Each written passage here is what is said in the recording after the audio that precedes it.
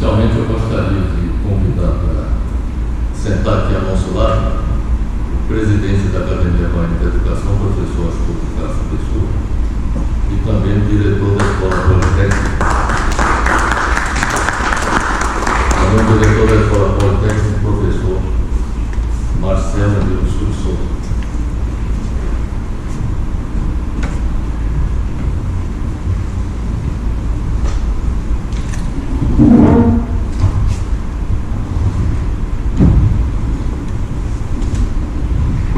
E o nosso propósito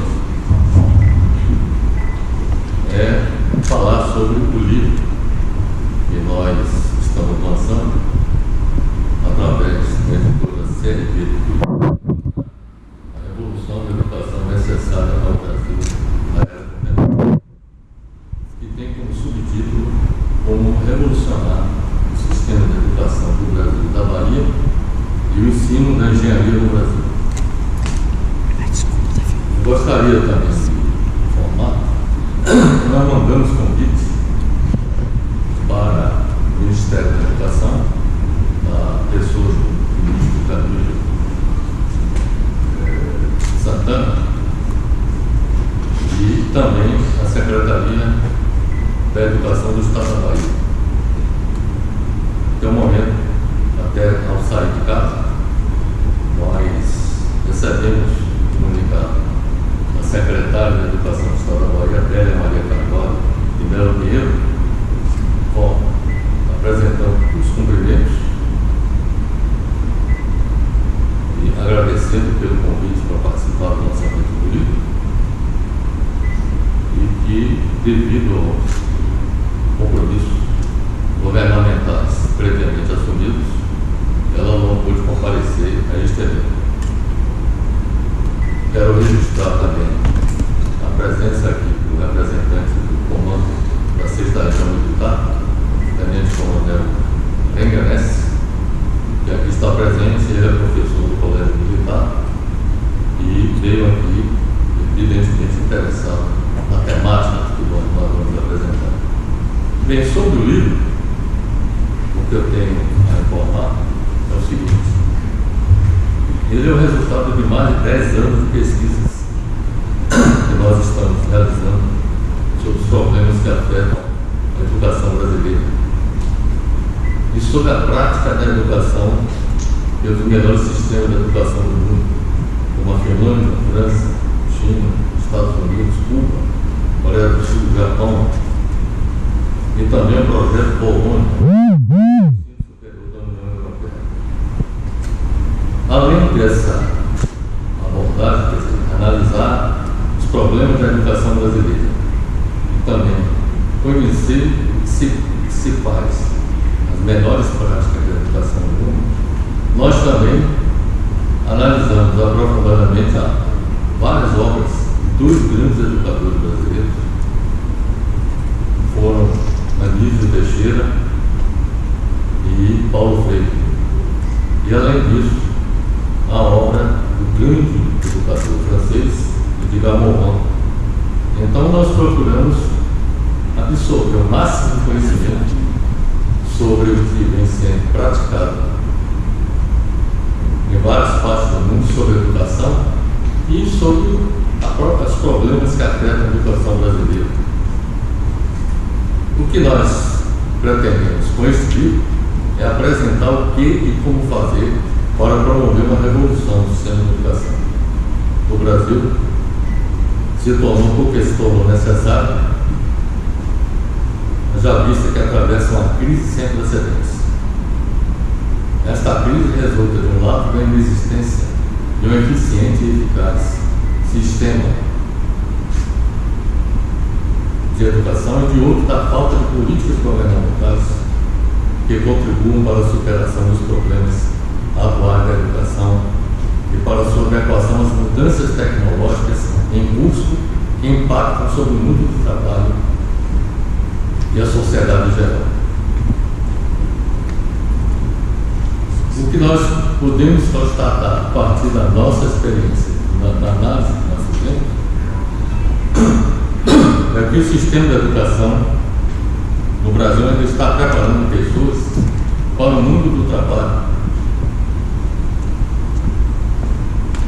está chegando ao fim. Isto explica, em certa medida, a ineficácia do sistema.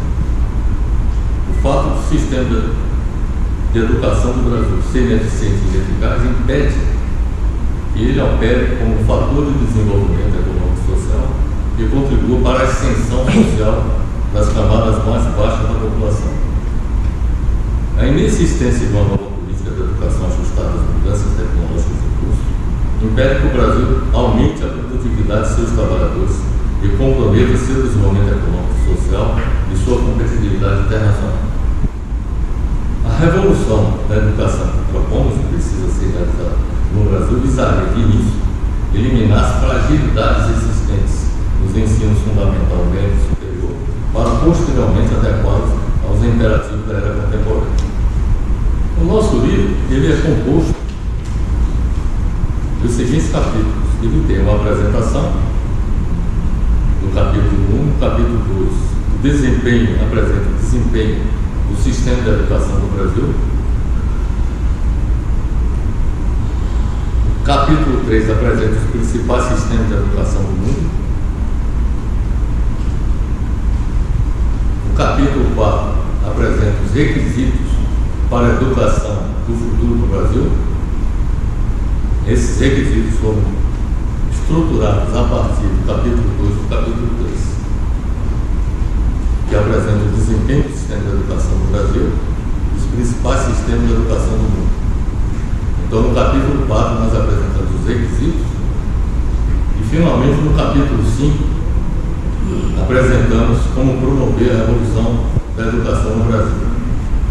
Como anexos, nós colocamos o discurso que nós fizemos na nossa posse na Academia Baiana de Educação, em 2014, que traz várias considerações sobre a problemática da educação.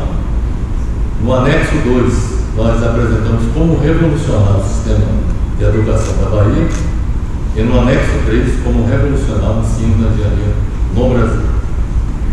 Um aspecto que eu gostaria de destacar é que, para ser revolucionário, o sistema de educação do Brasil deve planejar a preparação e a reciclagem das pessoas para o mercado de trabalho, mas também disseminar entre os estudantes a cultura da paz mundial, a cultura da não violência contra seus semelhantes e contra a natureza,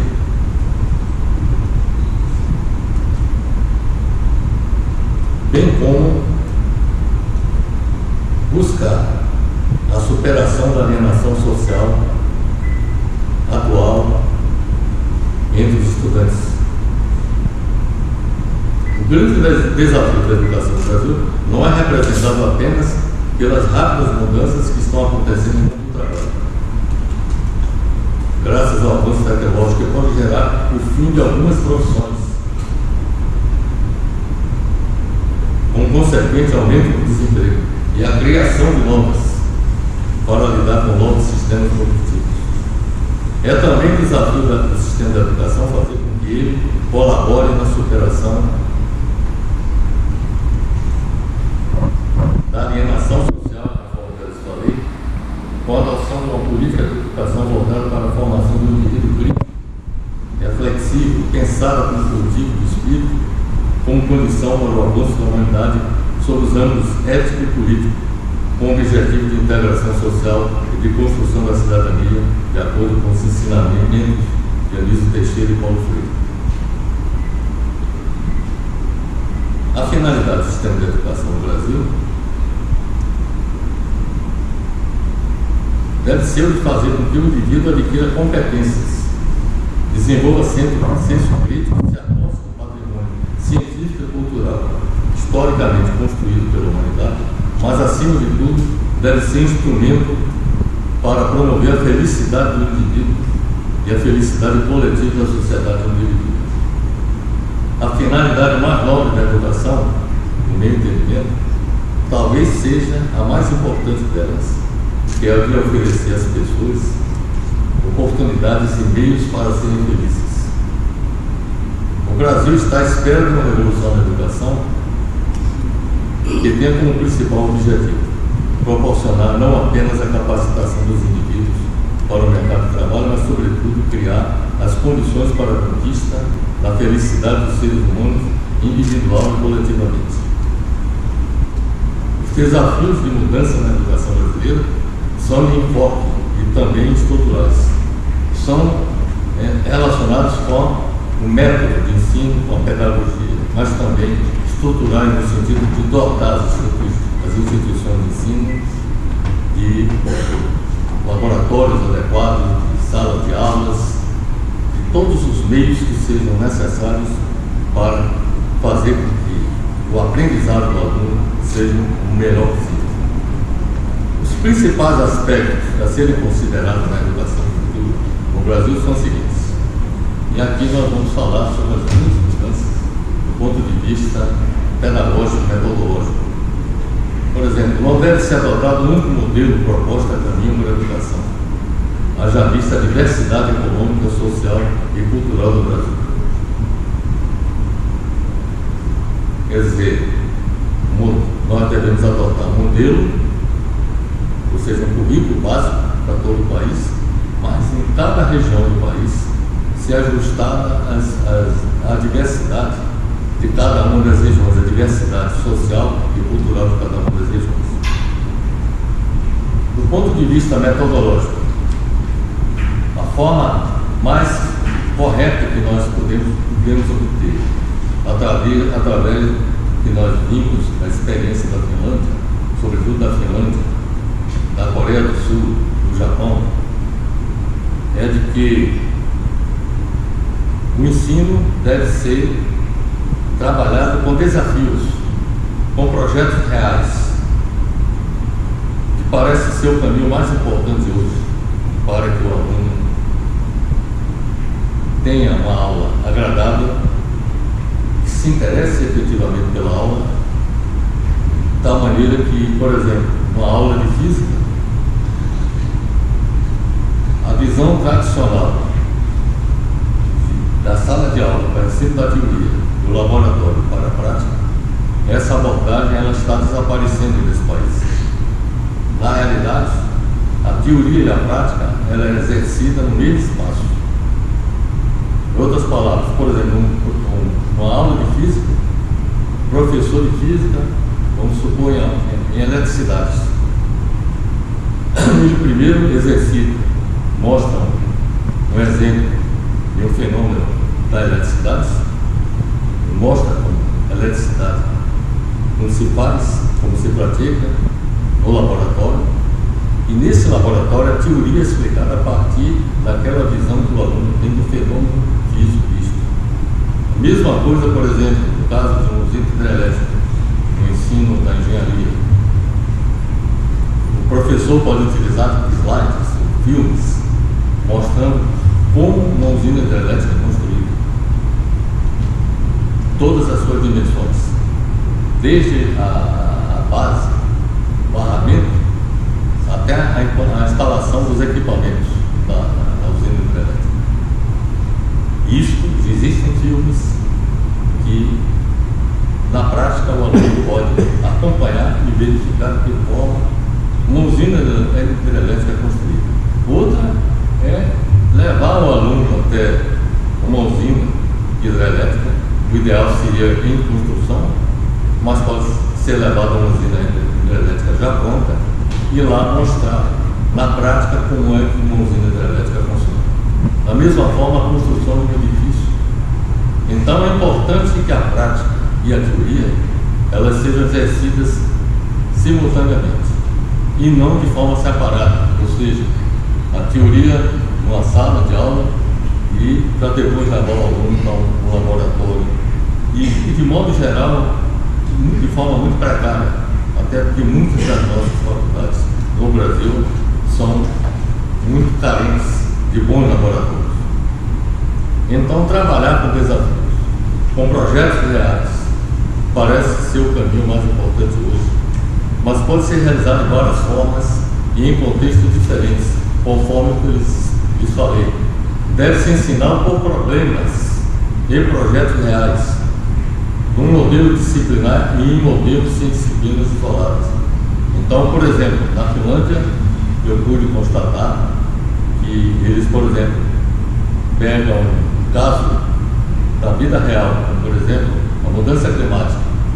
Então, eles mostram filmes mostrando os efeitos, as consequências que a mudança climática traz, e na sala de aula vários professores de várias disciplinas estão presentes, professor de química, de biologia, de economia, de ciências sociais, todos os professores dessas diferentes áreas vão lá e discutir sobre a sua ótica o fenômeno mudança climática que estaria sendo tratado. Então essa é uma forma que faz com que os problemas da vida real sejam trazidos para a sala de aula, e é isso que, inclusive, o Anísio Teixeira e Paulo Freire já traziam do século passado, no meados do século passado, a necessidade de que isso fosse feito. E na prática, hoje, a Finlândia, a Coreia, o Japão, por exemplo, Cuba é outro exemplo também. Inclusive, Cuba é um sistema de ensino mais avançado que tem na América Latina. E eles utilizam essa sistemática também. A sala de aula é um espaço da prática e da teoria. Inclusive, a colocação que se faz se chama desse espaço renascentista, onde a criatividade, inclusive os próprios alunos, debatem com os professores as questões que são colocadas na sala de aula. Alguns componentes são fundamentais para o sucesso da aprendizagem: a criação de desafios, atividades, projetos que realmente trazem as competências necessárias para cada etapa, que solicitam informações pertinentes, que oferecem recompensas estimulantes, que combinam percursos pessoais com participação significativa em grupos, que se inserem em plataformas adaptativas, que reconhecem cada aluno e ao mesmo tempo aprendem com interação. Tudo isso utilizando as tecnologias adequadas. Uma outra observação que é importante fazer, pelas pesquisas que nós realizamos, é que as provas dos alunos não são aquelas de perguntas e respostas. A prova do aluno é feita com os projetos, na execução dos projetos reais. Então são colocados um caso concreto, objetivo, para que os alunos, em conjunto, resolvam aquele problema, e todos os alunos são avaliados com base na execução de projetos reais e não em provas como aquelas tradicionais em que se fazem perguntas e respostas. Ensinar e aprender pode ser feito de uma forma muito mais flexível, ativa e focar no ritmo de cada aluno, que é uma outra observação que eu pude obter. Há uma preocupação muito grande, por exemplo, do professor, nesses países que eu citei, Finlândia, Cuba, Japão, Coreia do Sul, de acompanhar o desempenho dos alunos. Quando os alunos apresentam, por exemplo, um desempenho insatisfatório, isso faz com que haja uma formação de uma espécie de grupo-tarefa de professores para tentar resolver o problema. Aqui no Brasil, por exemplo, o desempenho dos alunos, muitas vezes, é condicionado pelas condições sociais dele. E uma das soluções que eu entendo que seriam muito importantes é que as instituições de ensino deveriam ter também profissionais ligados à área da psicologia social e também à área de assistência social. Porque uma das coisas que eu observei, sobretudo na Finlândia, é que quando o aluno apresenta um desempenho insatisfatório, há uma mobilização de toda a escola, das faculdades, no sentido de solucionar o problema do aluno, de saber o que é que o aluno não está tendo aquele desempenho no nível adequado. Então, esse tipo de abordagem também não existe no Brasil. De modo geral, as instituições de ensino pouco se preocupam com as condições sociais dos seus alunos, que muitas vezes fazem com que o aluno, a evasão dos alunos, muitas vezes são determinadas pelas condições sociais em que ele vive, as precárias condições sociais. Então, como eu disse, ensinar e aprender pode ser feito de forma muito mais flexível, ativa e focada no ritmo de cada aluno. O modelo mais interessante e promissor de utilização de tecnologia é o de concentrar no ambiente virtual a teoria. É ensinar, mostrar para o aluno como ele deve pesquisar na biblioteca, pesquisar na internet. E o professor, ele passaria a ser um orientador. Na sala de aula, ele tiraria as dúvidas dos alunos. Mas o processo de aprendizagem não começa com o professor falando para os alunos, discursando para os alunos anotando como se fazia antigamente, e que ainda se faz hoje. Muitos alunos ainda anotam muito o que o professor fala. Então, na realidade, o professor ensina ele como aprender e se coloca à disposição para tirar dúvidas. E muitas dúvidas são extraídas na prática, na hora que a prática é exercitada ao lado da teoria. Os desafios de mudança na educação no Brasil são também estruturais. É preciso aumentar o número de escolas de qualidade, de escolas com bons gestores, docentes e infraestrutura, que consigam motivar os alunos e que realmente promovam uma aprendizagem significativa, complexa e abrangente. Precisa haver plano de carreira, formação e valorização de gestores educacionais e professores. É preciso políticas consistentes de formação para atrair os melhores professores, remunerá-los bem e qualificá-los melhor. Professor no Japão, na Coreia do Sul, na Finlândia, são colocados no mais alto degrau em termos de valorização profissional. Os salários são altos, competitivos com os engenheiros e médicos. Então é preciso políticas consistentes de formação para atrair os melhores professores, remunerá-los bem e qualificá-los melhor. De políticas inovadoras de gestão que levem os modelos de sucesso de gestão para a educação básica e superior. Os educadores precisam aprender a realizar-se como pessoas e como profissionais. Em contextos precários e difíceis, aprender e evoluir, sempre em todos os campos, a ser mais afetivos e ao mesmo tempo saber gerenciar grupos. Essa é uma das questões importantes do processo moderno de ensino. O professor tem que saber gerenciar os grupos de alunos. Deve se transformar em educadores, inspiradores e motivadores. Esta é a visão, do ponto de vista geral, que eu queria lhes apresentar. Agora, a síntese de como promover a revolução na educação na Bahia, pelas pesquisas que nós realizamos, aponta que o sistema de educação da Bahia tem o segundo menor investimento por aluno da rede estadual do Brasil. E este problema do investimento também é um problema que afeta o sistema de educação do Brasil. Então, para vocês terem uma ideia, o investimento por aluno nos melhores sistemas que eu citei corresponde a $10 mil, $10 mil a $15 mil por aluno. É o investimento que se faz nesse país. Sabe quanto é no Brasil? $2,5 mil. Então, a diferença é abissal entre o que se investe em educação no Brasil para atender a necessidade do país. Esse é um indicador. Se nós queremos fazer com que o Brasil alcance o mesmo patamar de desenvolvimento dos países, melhor sistema de educação do mundo, precisa investir nesse nível, de $10 a $15 mil por aluno. E quando eu falo $10 mil dólares, 10 aquisições do dólar por aluno, a relação entre investimento no orçamento de educação pelo total de alunos em todos os níveis de ensino, do infantil até o ensino superior. Outro aspecto também é que no Brasil,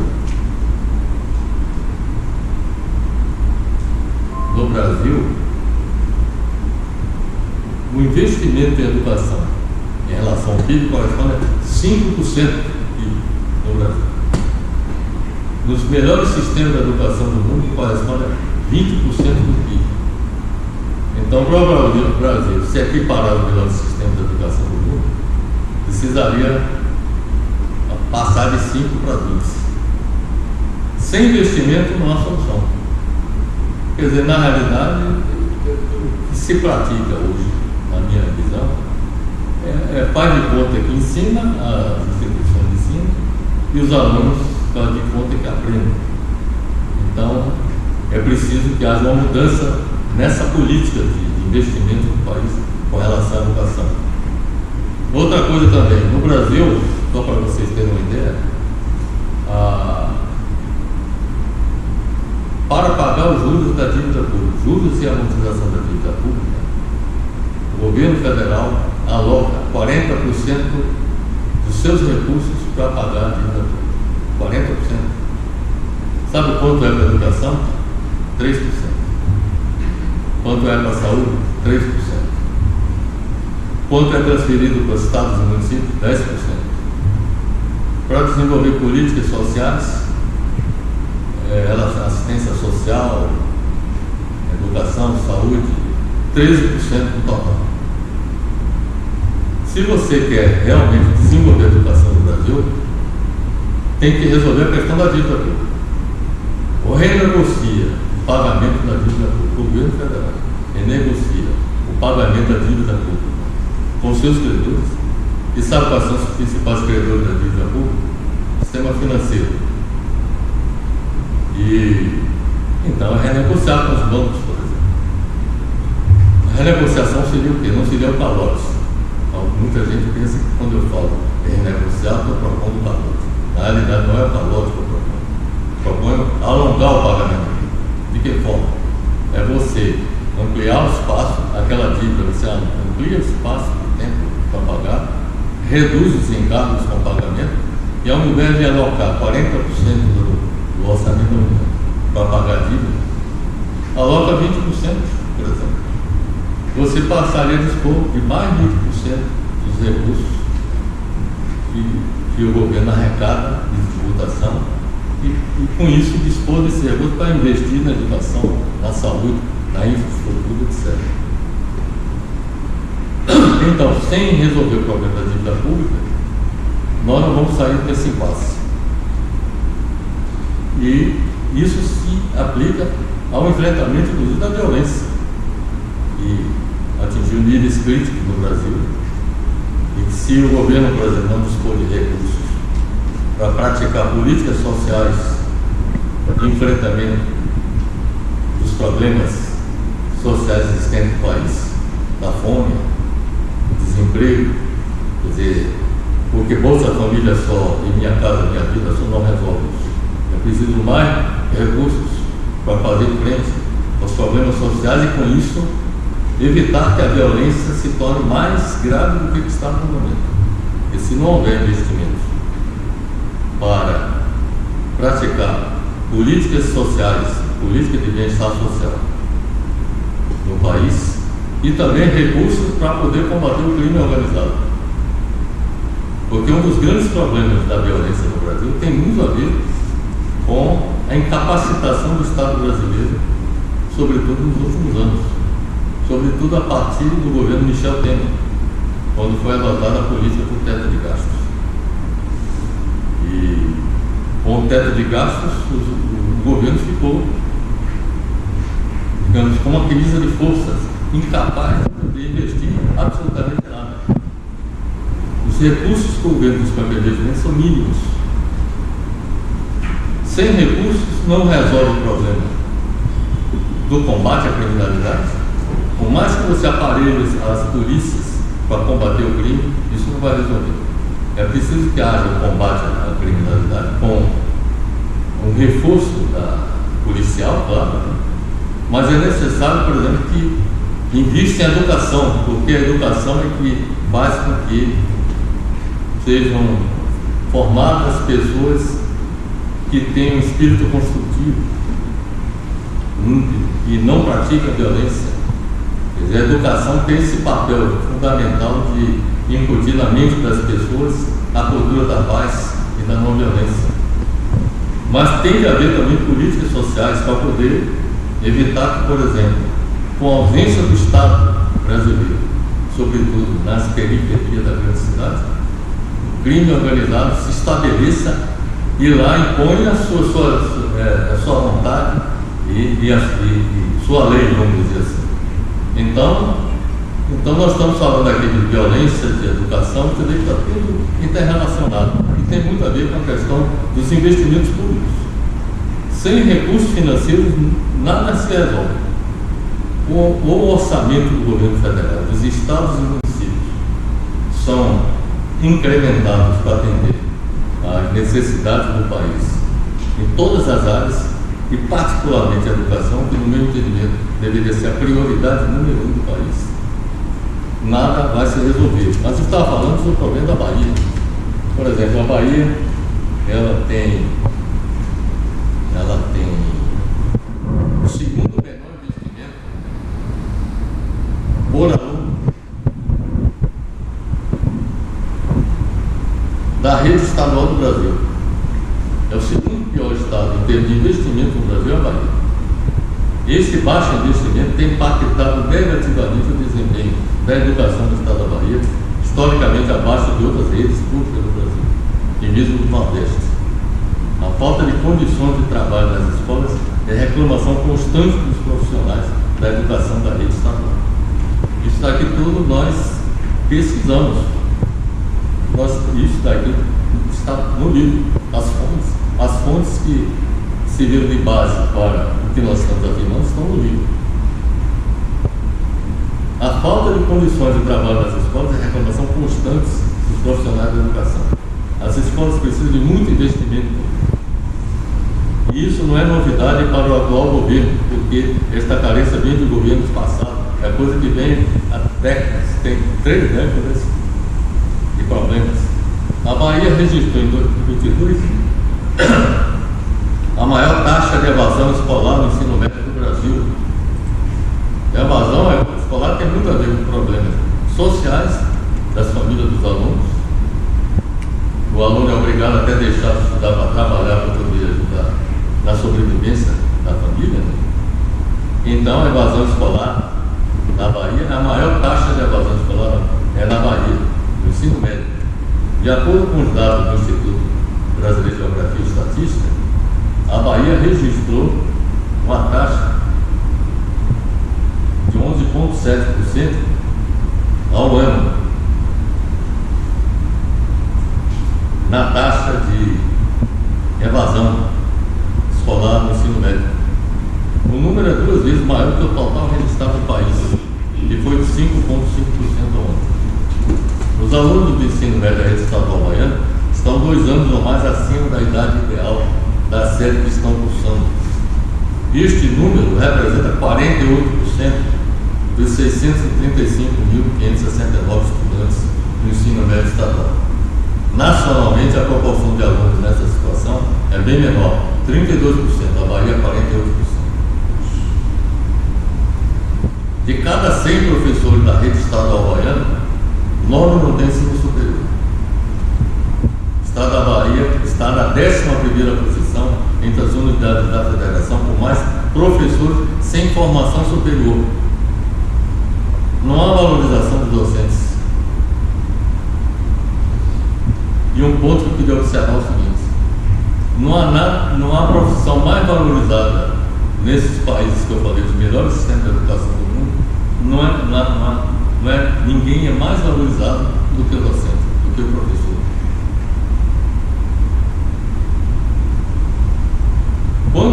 Quanto ao ensino superior da Bahia, ele não apresenta desempenho satisfatório quando suas universidades são comparadas com outras do mundo, na América Latina e no Brasil.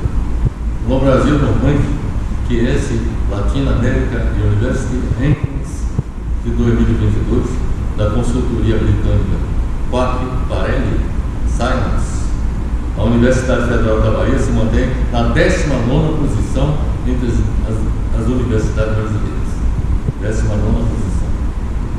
Na América Latina, a UFBA aparece no 70º lugar, na posição 70, entre as melhores universidades do continente no ranking QS.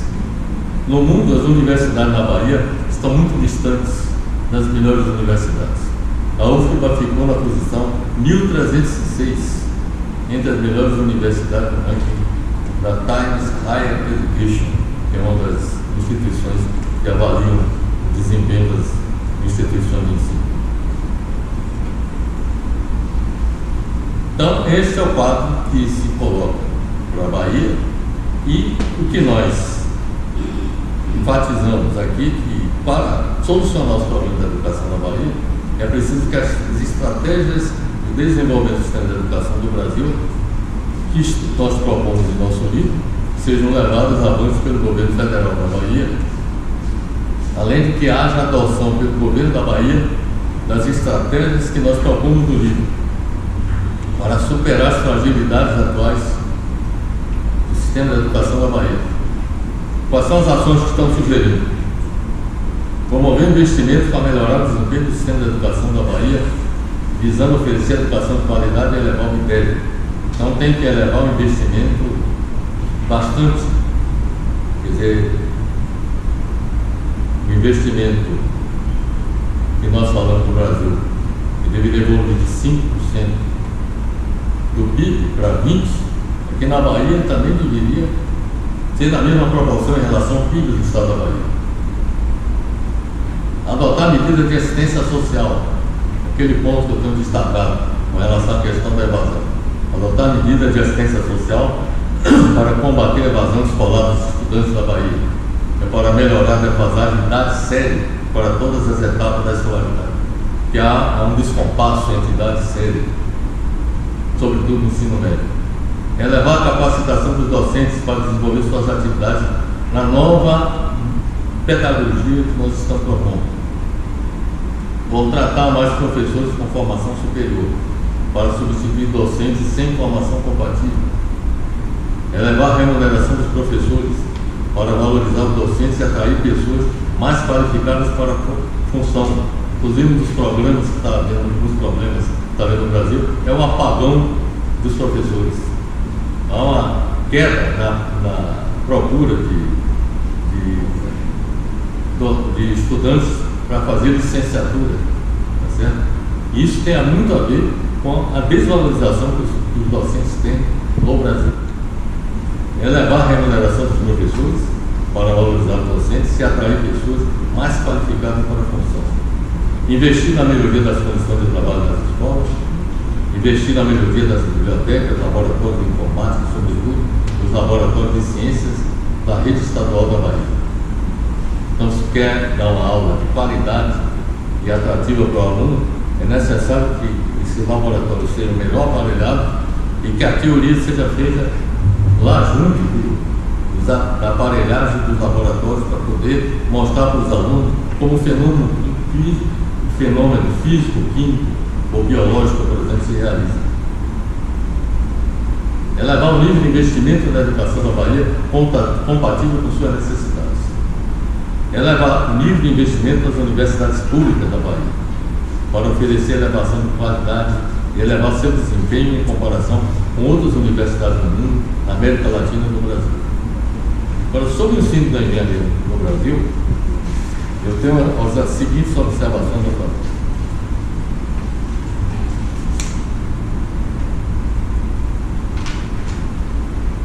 Ao longo da história, a escola tradicional de engenharia criou uma aberração que ainda prevalece hoje. Não apenas no Brasil, mas também no mundo, não é só aqui não. Em várias partes do mundo ainda é a mesma coisa, a exceção dos melhores sistemas de educação do planeta.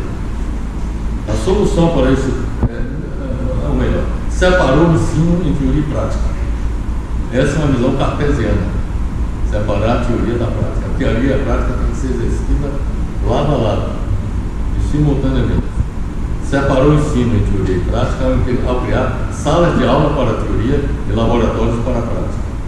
Não é de se espantar que os alunos tenham tanta dificuldade para relacionar a teoria com a prática. A solução para esse problema é transformar a sala de aula em um ateliê renascentista, isto é, um espaço de convivência, onde a teoria e a prática, isto é, o fazer e a reflexão sobre o fazer, podem acontecer ao mesmo tempo. O espaço de aprendizagem deve ser um ambiente onde a prática e a teoria possam ser desenvolvidos de maneira paralela, complementar, em forma de uma praxis. Em um ambiente assim, o trabalho em grupo, o desenvolvimento das habilidades de relacionamento interpessoal poderão acontecer e a interdisciplinaridade deixa de ser discurso teórico para se tornar realidade concreta. Inclusive, uma das poucas preocupações que as instituições, muitas instituições de ensino têm aqui no Brasil, é de não realizar aquilo que se chama a interdisciplinaridade. Ou seja, tratar de uma temática em que várias disciplinas estejam presentes e sejam discutidos e debatidos aqueles problemas. Por exemplo, o edifício, ele tem a parte relacionada com a engenharia civil, elétrica, tem a parte relacionada com a engenharia mecânica também, quer dizer, tem vários sistemas que são implantados no edifício que deveriam envolver as várias disciplinas dessas várias especialidades da engenharia. Então a interdisciplinaridade deveria ser praticada também. Em um ambiente assim, um trabalho em grupo desenvolvendo as habilidades de relacionamento interpessoal poderão acontecer e a interdisciplinaridade deixa de ser discurso teórico para se tornar realidade concreta. A proposta colocada no livro trata de transformar a sala de aula em uma oficina de trabalho dotada de recursos para que os alunos possam absorver a teoria, investigar e construir o seu próprio entendimento sobre os assuntos tratados. O papel do professor nesse contexto é de um orientador do processo de construção do saber, diferente do atual, que é o de repassador de informações. Nosso livro propõe um novo perfil para o engenheiro do século XXI, ajustado ao estado atual de desenvolvimento científico e tecnológico. Afinal de contas, estamos vivendo na era da informação, estamos vivendo a era da quarta revolução industrial, a era da automação em alta escala, da inteligência artificial. Então, os cursos de engenharia terão que ser ajustados a essa realidade concreta que nós estamos vivendo.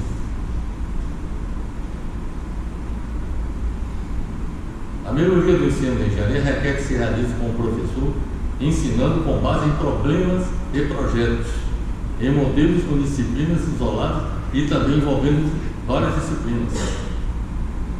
Pode tratar de problemas em disciplinas isoladas, mas também tratar de problemas envolvendo várias disciplinas nas diversas áreas de especialidades da engenharia.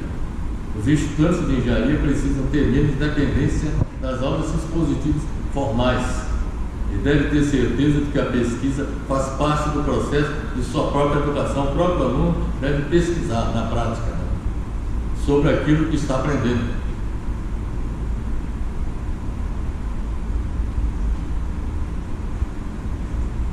Isto sob a orientação dos professores, que devem ter consciência de que quem não faz pesquisa ou quem não se integra ao processo de construção de novos conhecimentos não educa para o século XXI.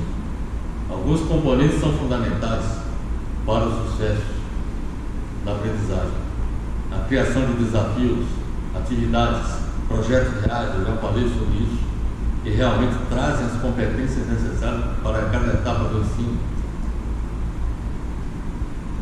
Esse novo, um aspecto importante é o seguinte: é o papel do professor.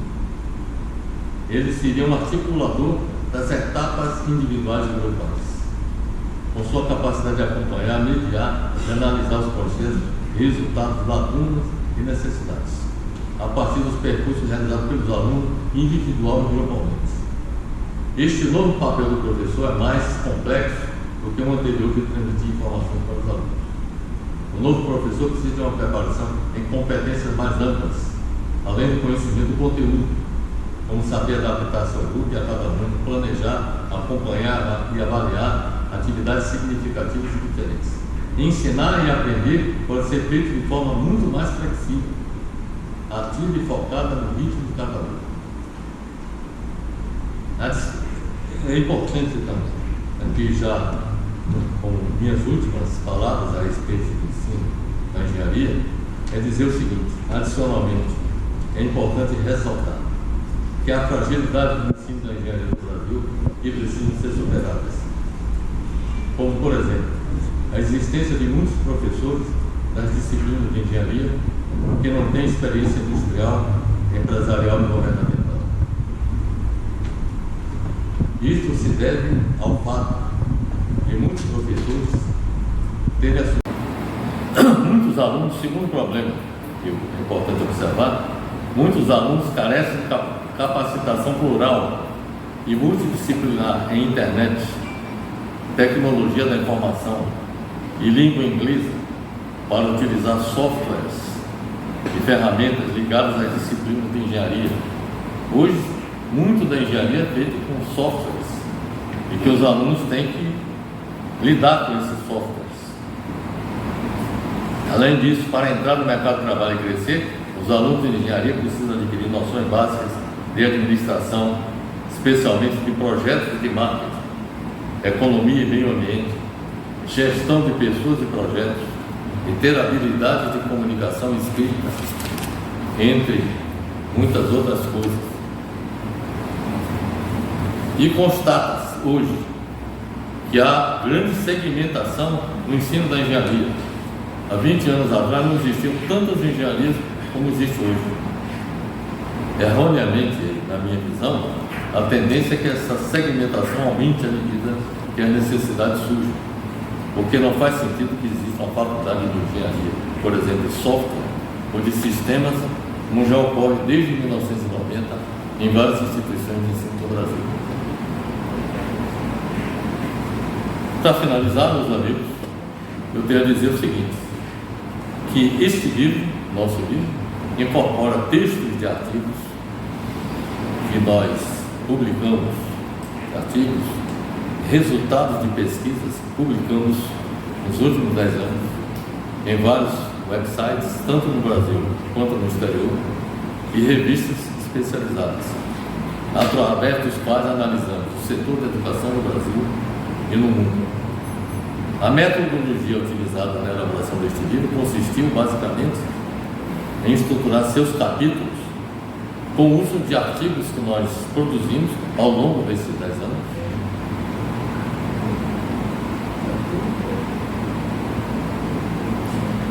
que foram objeto de estudos e pesquisas,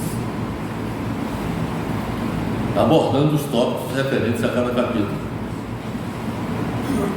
E, para finalizar, dizer que este livro é destinado aos gestores da educação, da área de educação, aos órgãos governamentais dedicados à educação, aos professores e para todos aqueles que desejarem adquirir amplos conhecimentos sobre a prática da educação no Brasil e no mundo. Então, estas são as observações que eu queria fazer. Quero agradecer a presença de todos e vamos reservar alguns minutos para alguém que desejasse tirar alguma dúvida a respeito. Aliás, antes de tudo, eu gostaria de passar a palavra ao professor Astor,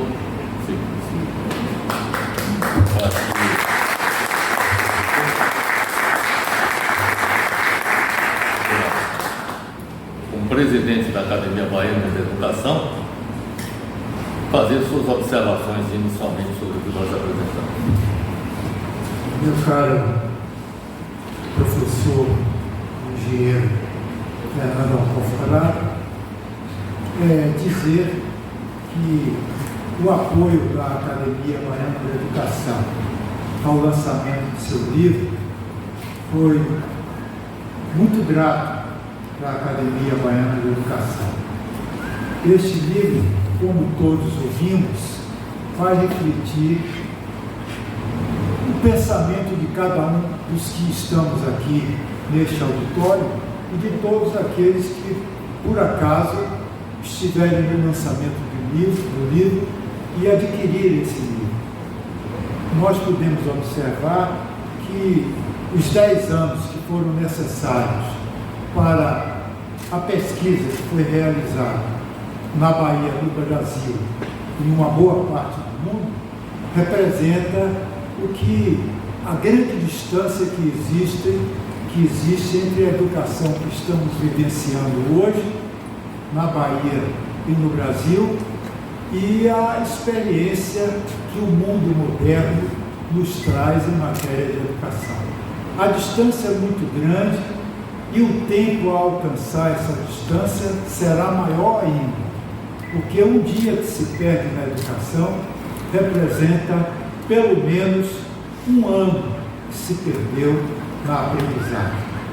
Eu parabenizo o professor e engenheiro Fernando Altoforado pela sua mania de nos trazer, não só na educação, mas também em outras áreas dos segmentos brasileiros, sempre informações novas, para que possamos refletir e nos atualizarmos com o que tem no livro e com o que tem na sua palestra.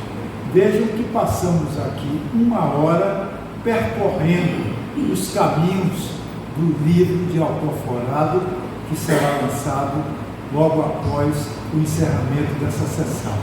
E eu até aconselho a ele que não dedique tanto tempo à explicação sobre o livro para que os leitores não corram da aquisição do livro, que ele explica tão convincentemente o que escreve no seu livro, que nós outros já sabemos que uma boa parte da sua opinião nós encontramos no livro que vamos para o lançamento agora. Muito obrigado a todos que tiveram a paciência de me ouvir e eu parabenizo vocês por esta primeira parte do lançamento do livro, que foi o conhecimento de quem fez o livro, de como fez, por que fez e da maneira que fez. Este livro vai ser realmente uma grande novidade para nós que estamos nos sentindo com um grande hiato entre a realidade e a necessidade do futuro para nos compararmos com as melhores e maiores civilizações do mundo. Muito obrigado, parabéns. Professor, 1 minuto para fazer uma saudação. Vamos ouvir o empresário José Mendonça, meu querido amigo.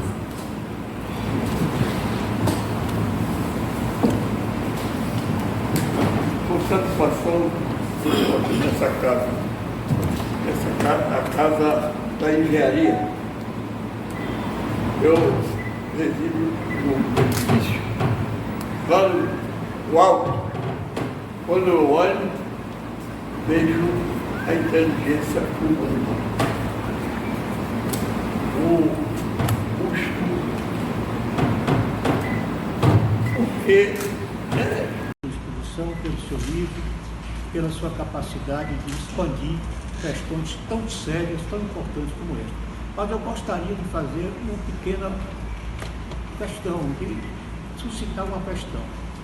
É o seguinte: qual foi o impacto que o senhor pessoalmente observou do que a pandemia trouxe para a educação, sobretudo para a educação fundamental, já que o seu livro é um livro recente, um livro de 2023. Eu gostaria que você desse uma palavrinha sobre esse aspecto. Eu acho que ainda temos tempo suficiente para ouvi-lo, só mais um apêndice desse sentido. Obrigado mesmo, professor Eduardo. Mas, sobre a questão da pandemia, claro que a pandemia ela impactou sobre a vida mundial, não só brasileira, mas mundial, em todas as áreas.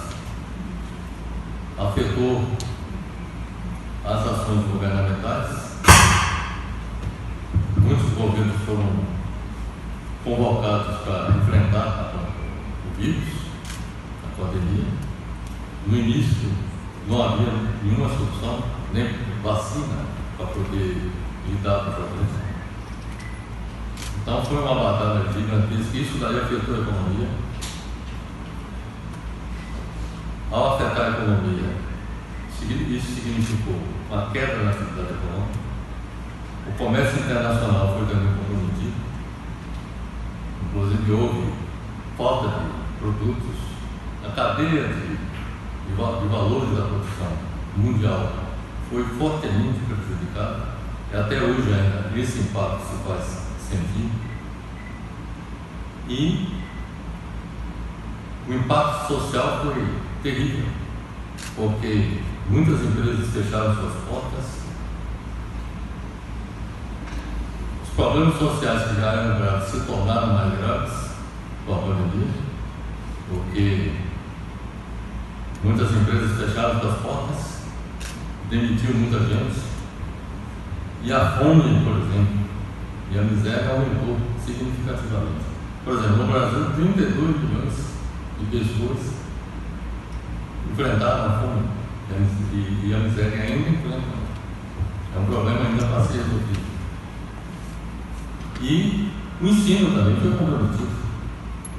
Quer dizer, isso dificultou enormemente a qualidade do ensino. Se a qualidade do ensino no Brasil já não era das melhores antes da pandemia, piorou ainda mais. A evasão, por exemplo, dos alunos aumentou.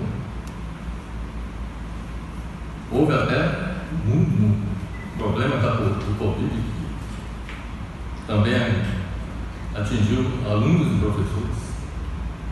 Então o impacto da pandemia foi terrível. E as consequências ainda se fazem sentir até hoje. De modo que a educação, com todos os setores da sociedade foram fortemente abalados.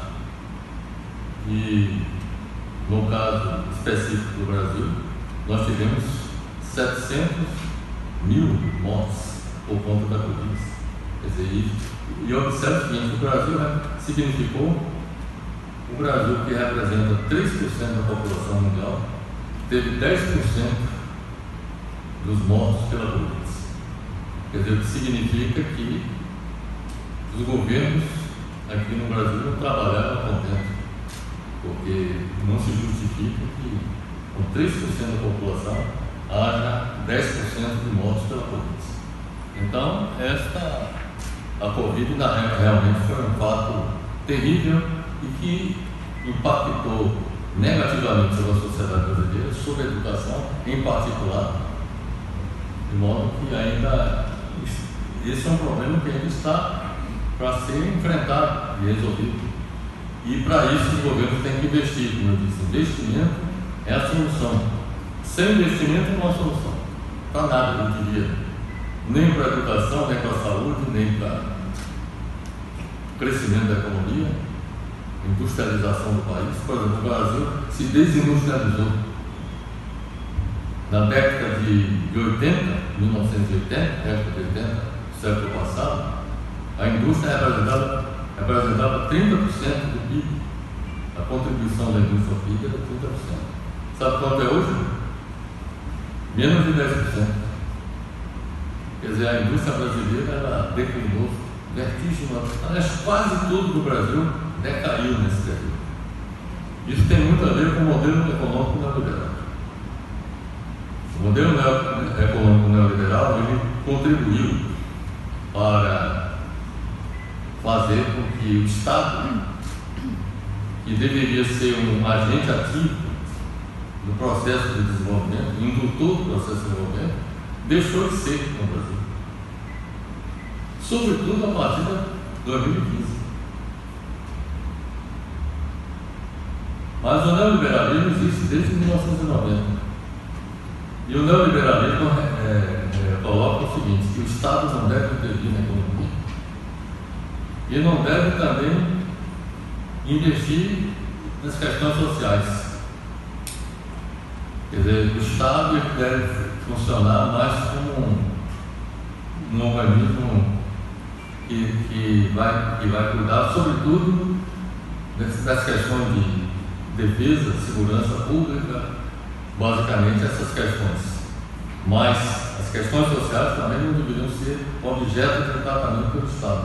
Então, se nós queremos resolver os problemas do país, nós temos que mudar o modelo econômico neoliberal por um que eu defendo, que é um modelo econômico de bem-estar social nacional desenvolvimentista.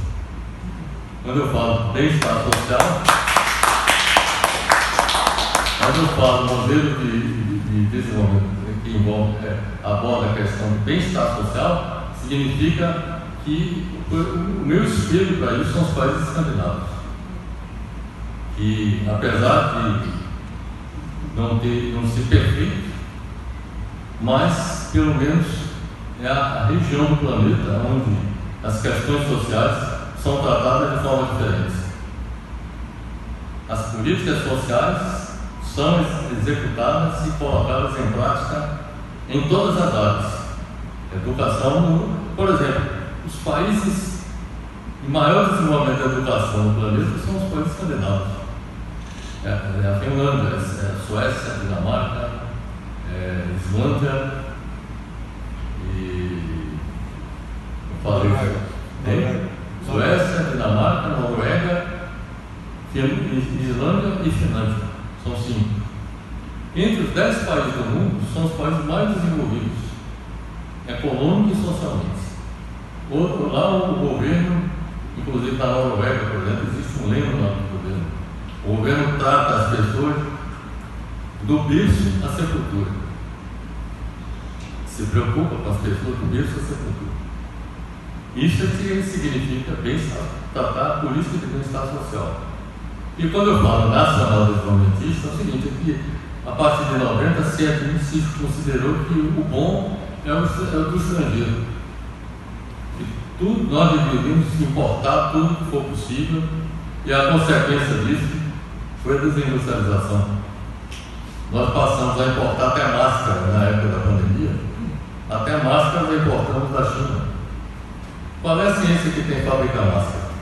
Tem alguma ciência? Não tem. Então, esse é um problema que nós precisamos enfrentar e resolver. Mudar o modelo econômico e fazer com que o investimento público priorize os investimentos sociais, na educação, na habitação, no saneamento básico, na saúde, quer dizer, é isso daí que faz com que fez com que os países desenvolvidos evoluíssem da forma como evoluíram, porque houve investimento público nessas áreas.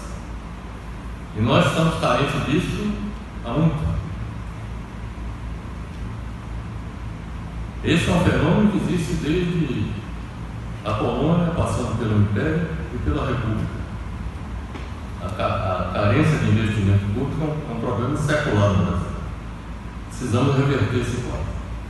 Então, compete a todos nós, e sobretudo à juventude, aos jovens, esse papel de transformar o Brasil num país que seja colocado entre os mais felizes do mundo. Vocês sabem quais são os países mais felizes do mundo? São os escandinavos, de acordo com a pesquisa das Nações Unidas. Eles têm um método de cálculo que mede a felicidade. O Brasil está colocado entre os últimos. Precisamos colocar o Brasil entre os primeiros também. Mas para isso é preciso mudar o modelo econômico e haver investimento em políticas sociais que atendam às necessidades da grande maioria da população. Alguém mais tem alguma questão? Nosso colega Edmar Torres. Alcoforado, eu estou surpreso com o número de novas faculdades que estão sendo criadas. Eu não posso acreditar que isso venha trazer uma qualificação. Por exemplo, Conquista é a terceira cidade do Brasil. Sim. Não, desculpe, da Bahia. Sim. Tem 3 faculdades de medicina. Será que tem professores suficientes para ensinar em 3 faculdades de medicina em Conquista? Que adianta ter essas escolas? Se abre hoje a escola de outras profissões, não só de medicina, em qualquer esquina, isso vai adiantar alguma coisa? Ou é melhor concentrar em termos de uma excelência de qualidade? nós ainda tivemos um período, eu fui seu colega de sala, nós tivemos ainda uma educação boa, quando começou aqueles negócios dos institutos, que dividiu, e isso daí, para mim, foi o maior impacto que eu não peguei, porque nossa turma estava isenta disso, que nós estávamos em final de carreira, né? E fui seu colega, e você sempre brilhante, eu sempre lhe admirei, e sempre vivemos, embora com alguns pontos de vista diferentes, mas sempre comungamos. Isso aí. O que é que você acha sobre tanta escola que está sendo criada? Faculdade. O problema é o seguinte. Não deveria ser mais escolas O problema é o técnicas? seguinte, por exemplo, a Escolas universidade. técnicas. Universidade no Brasil, 70% das universidades são privadas. Certo? Então o que é que aconteceu? Houve uma inflação de criação de universidades pelo setor privado, muitas delas sem a estrutura necessária para poder exercitar o ensino de qualidade. Então existem muitas faculdades, mas com nível de qualidade que não seria, certamente não é um nível satisfatório. Uma prova disso é que as universidades no Brasil, por exemplo, a UFMA, ela é a 1306 no ranking das universidades do mundo. Imagine essas faculdades lá de conquista, do interior, quer dizer, que certamente sem reunir um mínimo de recursos para que o ensino se pratique, que o aluno aprenda com efetividade a prática da medicina. Então existe, como eu disse, universidades que fazem de conta que ensinam e alunos que fazem de conta que aprendem deles. Mas nós herdamos isso em 1650, nas colônias espanholas, que foram colonizadas simultaneamente conosco. Existiam 3 universidades, não é faculdade, universidades, em Lima, no Peru, em Corrientes, na Argentina, que eram os jesuítas, e no México. A primeira universidade brasileira foi criada em 1937, 300 anos depois. E foi o nosso amigo professor Pedro Calmon, baiano, que criou a primeira universidade. A nossa, aqui da Bahia, veio depois da Segunda Guerra, se não me engano, o professor Edgar Santos, que realmente foi o magnífico retorno. Não é? Não só pela criatividade, como a dedicação, o prestígio que ele tinha, que trouxe para a Bahia, criou outras escolas de teatro, de geologia, etc. Perfeito. É isso aí. Mas essas suas observações são exemplares do ponto de vista dos problemas que nós enfrentamos no nosso país. Né? A universidade do Brasil, ela veio com atraso. Você sabe que, por exemplo, as universidades espanholas foram implantadas 1650. É isso aí. Muito Quer isso. dizer, as colônias espanholas. Para existir universidade, é necessário que tenha uma faculdade de filosofia. Se não tiver, você pode ter medicina, engenharia, papapá, mas não é universidade. Mas o que eu quero dizer é o seguinte, que as universidades na Espanha, por exemplo, o colonizador espanhol, ele foi muito mais magnânimo com os seus colonizados, porque eles implantaram essas universidades no século XVI, certo? No Brasil só foi implantado Século XX? Praticamente no século XX. Mas as primeiras faculdades no Brasil, elas foram criadas a partir da chegada de Dom VI no Brasil. Mas em 1900. instado por um pernambucano chamado João Picâncio, que era um barbeiro que foi para Coimbra estudar medicina, e a medicina em Portugal, Coimbra não era realmente, na época, e como não é até hoje, uma grande faculdade de medicina. Daí ele foi para Edimburgo, depois ele foi a Montpellier, da França, e foi aprender na Itália a fazer cesárea, fazer Pádua. Instado por ele, foi que criou-se a faculdade aqui em janeiro de 1808. E em dezembro de 1808 criaram no Rio de Janeiro, segunda faculdade no Brasil. Mas veja bem, um dos 1808. problemas que eu observo aqui no Brasil é o seguinte: você já observou que na América Latina existem vários ganhadores do prêmio Nobel na América Latina? No Brasil não ganhou nenhum. Em medicina, a Argentina tem 2. Sabe qual é o entendimento A que eu faço? primeira operação de cardiologia do mundo foi feita por um médico argentino. Você sabe qual é a explicação que eu dou para o fato do Brasil não ter o Nobel em nenhuma das áreas? é que a nossa universidade foi implantada muito tardiamente aqui. Isso tem muito a ver com esse fato. De modo que nós não conseguimos fazer com os países hispano-americanos que alcançaram esse patamar, né? Que você tem na Argentina, tem na Venezuela, Colômbia, Peru, entendeu? Chile também. Por exemplo, o poeta Pablo Neruda tem o Nobel também de literatura. Então, você, professor, com a palavra. Obrigado. Doutorado. Regresso aqui do Davi, famoso professor Raimundo Davi. Só professor. Esse adjetivo Famoso, tá? corre por sua conta. Obrigado. Vou ser breve. Eu cumprimento o amigo Fernando Alcoforado pela mais recente publicação e dedicar a sua leitura muito gosto, mas quero apenas fazer um comentário, talvez à guisa de provocação, sobre um dos pontos que foram tocados aí na sua apresentação. O fato de que, me refiro ao fato de que realmente é preciso que haja um investimento dirigido, sobretudo, para as áreas do contexto social do país. Mas é forçoso lembrar que investimento em qualquer regime econômico, ele depende de poupança. Em certa medida, a poupança está muito associada ao papel dos mercados. As economias abertas, elas têm uma contribuição muito importante a dar nesse processo.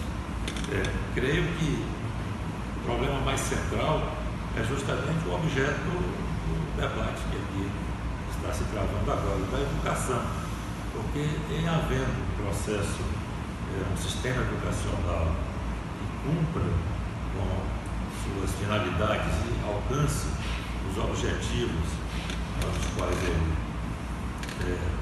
projetado, tudo mais vem a reboque disso, coincidimos aí com a expressão que você utilizou em determinado momento, mas é forçoso observar que, veja, todas as economias do mundo, menos do que meia dúzia, menos 4 aí que ainda subsistem, elas são de natureza neoclássica, ou seja, elas têm iniciativa privada, elas têm os mercados atuando vigorosamente e regulados quando imperfeitos, os oligopólios e os monopólios, e mesmo esses países coroados, né, vai até na moeda de um deles, a coroa, né, a que você alude, que eles têm a economia aberta, a economia de mercado. E acho que é um ponto essencial para que, em oportunidades outras, se possa discutir vis-à-vis a discussão que, com toda oportunidade, você traz por meio do seu livro. De modo que eu registro o fato de que a empresa é o instrumento motor do crescimento da economia. E, portanto, tratar não só da atuação governamental, como também da atuação empresarial, com todos os seus requisitos, a meu ver, resulta ser fundamental para que se gere poupança, que se transforme em investimento e o resto e as consequências aqui o ilustre escritor traz nessa discussão se materializa. Esse é um ponto que eu pesquei durante as diversas falas e não poderia deixar de oferecer esse comentário. Perfeito, meu. Suas observações são pertinentes. E o que eu gostaria de destacar a partir dessa sua observação é que a poupança, ela deve ser realizada tanto pelo setor privado quanto pelo setor público. Isso acontece, por exemplo, nos países escandinavos, como em todos os países capitalistas do mundo. Quer dizer, o governo, por exemplo, realiza a sua poupança a partir de ações via tributação, mas também a partir das empresas estatais, né, que possuem, por exemplo, na Noruega, existe a Statoil, que é uma gigante do petróleo, e que o lucro da atividade dessa empresa, grande parte do lucro, compõe o orçamento do Estado Nacional e os gastos. Aí tem outro aspecto também, a questão da gestão do gasto público. Quer dizer, existe um gasto, uma preocupação com gastar aquilo que é absolutamente necessário. Então, gastos supérfluos não é excluído. Quer dizer, se gasta, o Estado lá gasta bastante, por exemplo, em políticas sociais, e é importante observar que nesse Escandinávia é um misto de capitalismo com socialismo. Quer dizer, existe, digamos assim, as empresas que participam do mercado, competem entre si, mas o Estado atua como regulador do mercado. E há uma determinação do povo, dos povos dessa região, inclusive isso especificado na Constituição desse país, de que os recursos do governo, parte desses recursos, deve atender às necessidades da sociedade, todas elas, sem exceção. Por exemplo, aqui no Brasil, você tem gastos sociais, mas são insuficientes, porque não há recursos públicos. E a tributação que se faz aqui no Brasil, apesar de ser elevada, mas o gasto público não atende, digamos assim, aquilo que seria o ideal em termos de gasto. Quer dizer, há um mau gasto pela utilização do recurso. Digamos, gastos inadequados que não deveriam existir. E isso tem muito a ver, por exemplo, o fundo partidário, a existência do fundo partidário no Brasil. Esses gastos gastos exorbitantes com cartões corporativos, por exemplo, do governo, em que gastam o uso, por exemplo, de aeronaves da FAB, por exemplo, em que os governantes e familiares viajam utilizando o recurso público.